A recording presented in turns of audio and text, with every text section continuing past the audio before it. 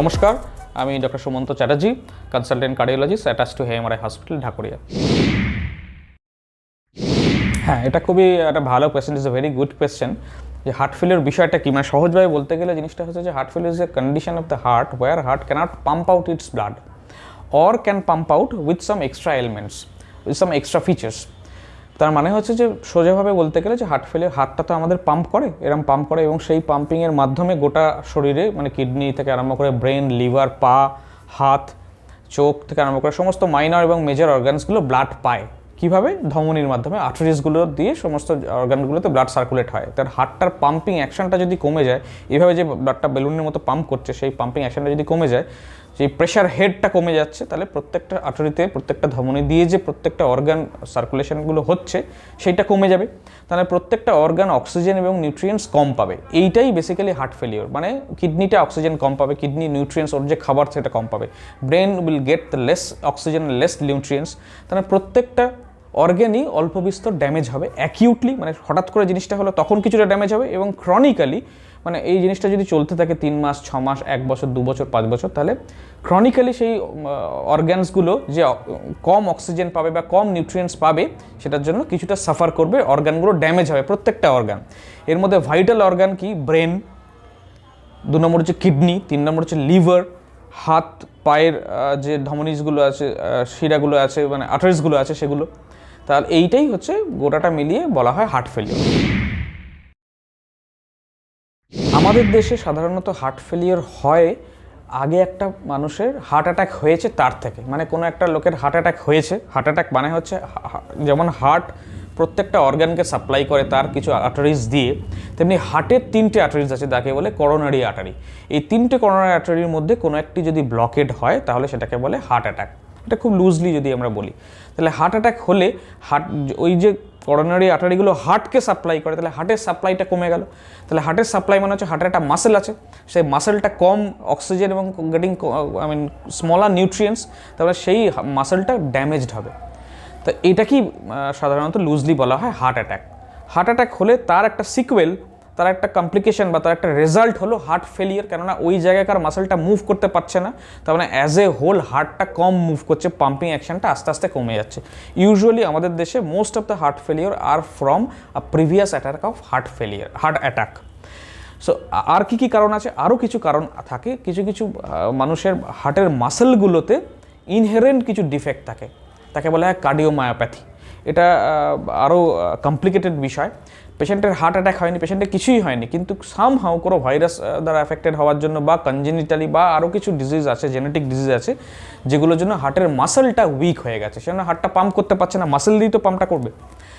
Third, কিছু reversible factors আছে, যেমন প্রেগন্যান্সি, কিছু কিছু ভাইরাল ডিসঅর্ডার, এই করোনা ভাইরাস, এরকম কিছু ভাইরাল ডিসঅর্ডার আছে যারা টেম্পোরারিলি হার্টের ফাংশনটা জিওপার্ডি করে দেয়।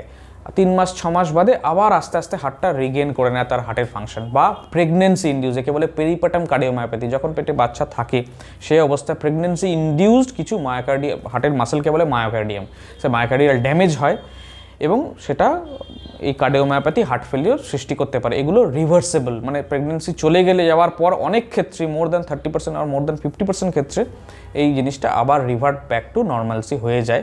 আবার যখন প্রেগনেন্সি আসে, আবার এই জিনিসটা রিকার করার একটা টেন্ডেন্সি আসে। তাহলে এইগুলো reversible causes of heart failure. না হলে ইউজুয়ালি হার্ট অ্যাটাক আর কিছু কার্ডিওমায়োপ্যাথি সেই হার্ট ফেলিওরের কারণ। তা হার্ট ফেলিওরের 2 রকম ট্রিটমেন্ট হওয়া উচিত। একটা, প্রথম নম্বর হচ্ছে হার্ট ফেলিওর কিন্তু বেশ কষ্টসাধ্য রোগ আর কি, মানে পেশেন্টের প্যালপিটেশন হয়, পেশেন্টের শ্বাসকষ্ট হয়, কিছু কাজকর্ম করতে গেলেই পেশেন্টের এফার্ট ইন্টলারেন্স হয়, মানে আজ যে সিঁড়িটা উঠতে পাচ্ছেন উনি 2তলা সিঁড়ি, কাল আর 1তলা সিঁড়ি ওঠার পরে হাঁপাচ্ছেন, কষ্ট হচ্ছে, শ্বাসকষ্ট, এটাই মেন সমস্যা হার্ট ফেলিওরে। তারপরে গা হাত পা ফুলে যাওয়া, যেহেতু কিডনিটাও জিওপার্ডাইজ হয়ে যাচ্ছে হার্টটা পাম্প না করতে পারার ফলে, এবং ব্যাকলগ জমে যাচ্ছে দেহে, পায়ে, হাতে, সব জায়গায় ব্যাকলগ ফ্লুইড জমে যাচ্ছে, সেই ফ্লুইডগুলো ক্লিয়ার আপ করতে পারছে না, সেজন্য একটা জেনারেলাইজ বডি সোয়েলিং হয়, বিশেষত পাগুলো ফোলে এবং শ্বাসকষ্ট হয়। এই দুটোই মেন সিমটম।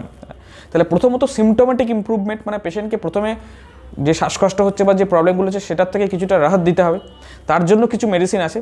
কিন্তু এই মেডিসিনগুলো পেশেন্টকে সিমটোম্যাটিক্যালি ইমপ্রুভ করে দেয়, পেশেন্টের শ্বাসকষ্ট লাঘব করে দেয়, এই যে পা ফুলছে সেগুলো লাঘব করে দেয়, বলে ডায়ুরেটিক্স।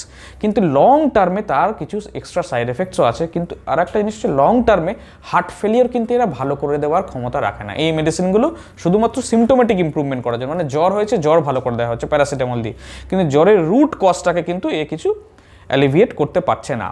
তো এই একটা প্রবলেম থাকছে। আর সেকেন্ড জেনারেশনের কিছু, সেকেন্ড ক্যাটেগরির কিছু মেডিসিন আছে যেগুলো এই সিমটোম্যাটিক ইমপ্রুভমেন্ট তো দেবেই, এর সাথে হার্ট ফেলিয়ারের রুট কজটাকে ট্রেস আউট করে সেইখানে ভালো করার একটা চেষ্টা করবে। তার মধ্যে কতগুলো জিনিস হচ্ছে বিটা ব্লকার, ক্যালসিয়াম, এই এমআরএ মিনারেলকর্টিকয়েড রিসেপ্টর অ্যান্টাগনিস্ট, আরনি, নতুন যে মেডিসিন এসেছে সেটাকে বলে আরনি বা অ্যাঞ্জিওটেনসিন রিসেপ্টর নেপ্রিলেজিন ইনহিবিটর। এইগুলো পাওয়া আপনার পক্ষে খুবই জরুরি।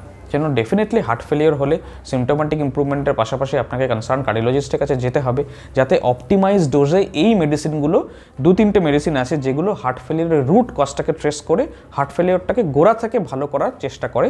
সেই মেডিসিনগুলো ইজ আ মাস্ট। সেই মেডিসিনগুলো কিছু কমপ্লিকেশন আছে, সেই জন্যই স্পেশালাইজড লোকের কাছে যাওয়া উচিত, কার্ডিওলজিস্টের কাছে যাওয়া উচিত, যারা টাইট্রেট করে অপটিমাইজ করবে যাতে কোনো কমপ্লিকেশন না অ্যারাইজ করে। এগুলো খুবই ইম্পর্টেন্ট।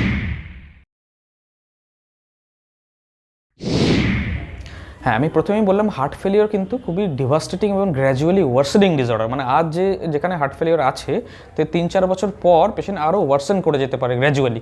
কেননা আমাদের হাতে যে ড্রাগসের ওয়েপন আছে সেটা খুব স্ট্রং নয়। আনটিল রিসেন্টলি যখন আর্নি ডিসকভারি হলো জাস্ট 2-3 ইয়ার্স ব্যাক, তারপরে ডেফিনেটলি এই সিনারিও কিছুটা ইম্প্রুভমেন্ট হয়েছে। কিন্তু এছাড়া আমাদের রুট কজটাকে ট্রেস আউট করে ওটাকে এলিমিনেট করার যে ড্রাগস, সেগুলো আমাদের হাতে খুব বেশি নেই, সেই জন্যই এই প্রবলেম। তা সেইখানে মানে ধরুন 100টা পেশেন্টের ক্ষেত্রে ওই মেডিসিন দিয়ে মেবি 50% পেশেন্ট কিছুটা ইম্প্রুভমেন্ট হলো, বাকি 50% একটা চাঙ্ক অফ পেশেন্টস রয়ে যাচ্ছে যারা স্টিল হার্ট ফেলিয়ার নিয়ে কন্টিনিউয়াম প্রসেসের মধ্যে চলে আছে, মানে চলছে আর কি। তাদের ক্ষেত্রে CRT is a very good device. CRT মানে হচ্ছে যে কার্ডিয়াক রিসিনক্রোনাইজেশন থেরাপি। মানে সোজাভাবে বলতে গেলে এটা হচ্ছে একটা পেসমেকার, একটা ইমপ্রুভড কাইন্ড অফ পেসমেকার, যেখানে এটা ট্রিপল চেম্বার পেসমেকার। পেসমেকারে সাধারণত সিঙ্গেল চেম্বার হয় সিঙ্গেল লিড, ডাবল চেম্বার হয় ডাবল লিড। এটা ট্রিপল চেম্বার পেসমেকার, 3টে লিড থাকে, 2টো লিড রাইট সাইডে আর একটা লিড লেফট সাইডকে অ্যাক্টিভেট করে। তা এটার মাধ্যমেও কিন্তু আমরা 50, 60, 70% পেশেন্ট, হার্ট ফেলিয়ার পেশেন্টের হার্টের যে ফাংশন সেটাকে ইমপ্রুভ করতে পারি। সেই জন্য সেটা খুবই একটা ইম্পর্টেন্ট পেশেন্ট। আগে প্রথমে আমরা মেডিসিন দিয়ে ট্রাই করা হলো, অনেক ক্ষেত্রে maybe more than 50% chunk of patients medicine দিয়ে ইমপ্রুভ হলো না উইদিন 6 মান্থস। তখনও পেশেন্টটা ইমপ্রুভ করেনি, পেশেন্টের শ্বাসকষ্ট হচ্ছে, বারবার হসপিটালাইজেশন হতে হচ্ছে শ্বাসকষ্ট এবং পা ফোলার জন্য। এদের ক্ষেত্রে কিছু ক্রাইটেরিয়া আছে, সেই ক্রাইটেরিয়া মিট করলে আমরা এদের সিআরটি লাগাতে পারি এবং প্রচুর পেশেন্ট সিআরটির ফলে কিন্তু ইমপ্রুভড হয় এবং তাদের ক্ষেত্রে রিকারেন্ট হসপিটালাইজেশন হওয়া বা প্রতিনিয়ত শ্বাসকষ্ট হওয়া, পা ফুলে যাওয়া, ইউরিন কম হওয়া, কিডনি ফাংশন ডিটোরিয়েট করে যায়, এগুলো অনেক ক্ষেত্রে ইমপ্রুভ করে। তাই আজকালকার দিনে ডেফিনেটলি সেটা হার্ট ফেলিয়ার, সেই জন্যই আমি বলছিলাম heart failure is a specialized subject. Definitely specialized cardiologists আর দেয়া। প্রথম থেকে কিছু মেডিসিনস দেওয়া, ফ্লু শটস যেগুলো আমরা সিওপিডি দিই হার্ট ফেলিয়ার ক্ষেত্রে, সেগুলো সমান ইম্পর্টেন্ট, কারণ হার্ট ফেলিয়ারের রেকারেন্ট হসপিটাল অ্যাডমিশন হওয়ার একটা টেন্ডেন্সি থাকে। তারপর সিআরটি এবং পেশেন্টের ডায়েট, লাইফস্টাইল মডিফিকেশান, এগুলো utmost important to win the battle.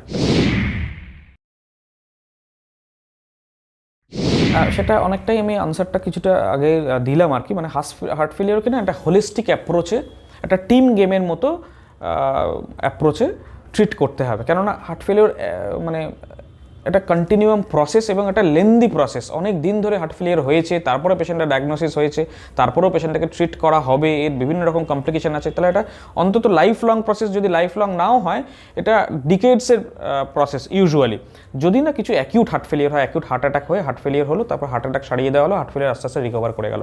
এইটা ছাড়া বেশিরভাগ হার্ট ফেলিয়ার কিন্তু একটা লেন্দি প্রসেস। সেজন্য টিম অ্যাপ্রোচ খুবই ইম্পর্টেন্ট। এর মধ্যে প্রথম হচ্ছে স্পেশালাইজড যে ফিজিশিয়ান, প্রথম হচ্ছে ফিজিশিয়ান খুব ইম্পর্টেন্ট, কারণ ডায়াগনোসিসটা তার হাতে, তিনি প্রথম ডায়াগনোসিস করবেন এবং সিমটোম্যাটিক ম্যানেজমেন্ট হবে। একজন স্পেশালিস্ট কার্ডিওলজিস্ট ডেফিনেটলি রিকোয়ার্ড, কারণ ওই যে বললাম যে মেডিসিনগুলো রুট কজটাকে ট্রেস আউট করে তার সেগুলো দরকার। যদি ডিভাইস ম্যানেজমেন্ট করতে হয়, সিআরটি এবং আরও কিছু ডিভাইসেস আছে, সেগুলো ইম্পর্টেন্ট। হার্ট ফেলিয়ার পেশেন্টকে ডেফিনেটলি একটি অ্যাঞ্জিওগ্রাফি করতে হবে, দেখতে হবে যে হার্ট অ্যাটাক আগে হয়ে গেছে কিনা, সেরকম যদি কিছু জিনিস হয়ে গিয়ে থাকে সেটা দেখতে হবে। যদি অ্যাঞ্জিওগ্রাফিক্যালি কোনো অ্যাবনর্মালিটি বেরোয়, ব্লক বেরোয়, ক্রিটিক্যাল ব্লক, তাহলে বাইপাস বা অ্যাঞ্জিওপ্লাস্টির মাধ্যমে সেটাকে সারাতে হবে। এইটা প্লাস হার্ট ফেলিওর পেশেন্টের প্রতিনিয়ত হসপিটালে অ্যাডমিশন হওয়ার একটা টেন্ডেন্সি আছে। প্রতি পেশেন্ট প্রায় 1 মাস 2 মাস অন্তর হসপিটালে অ্যাডমিশন হয়ে যাচ্ছে, সেইটাকে আটকাতে হবে। সেটা আটকানোর জন্য কিছু মেডিসিনস আছে, পেশেন্টের লাইফস্টাইল ইমপ্রুভমেন্ট, লাইফস্টাইল ম্যানেজমেন্ট সেরকম কিছু আছে, এবং পেশেন্টের ফ্লুইড ম্যানেজমেন্ট, সল্ট ম্যানেজমেন্ট, ডায়েটিশিয়ানের পরামর্শ সেগুলো একটা আছে। হার্ট ফেলিওর মানেই সেটা কিডনি ডেটোরিয়েশন হওয়ার একটা চান্স থেকে যায়। সেই কিডনি ডেটোরিয়েশন হলে নেফ্রোলজিস্টের একটি রোল আছে। অনেক একে বলে cardio renal syndrome, reno cardiac syndrome. Heart failure হলে রেনাল জিওপার্ডি হয়, রেনাল ফেলিয়ার হলে হার্ট জিওপার্ডি হয়। এই জিনিসগুলোর একটা ম্যানেজমেন্ট ডেফিনেটলি করা দরকার। সেজন্য heart failure is a team game.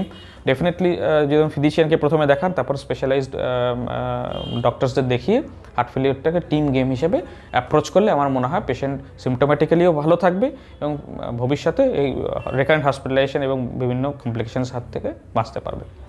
নমস্কার, সুস্থ থাকুন, ভালো থাকুন।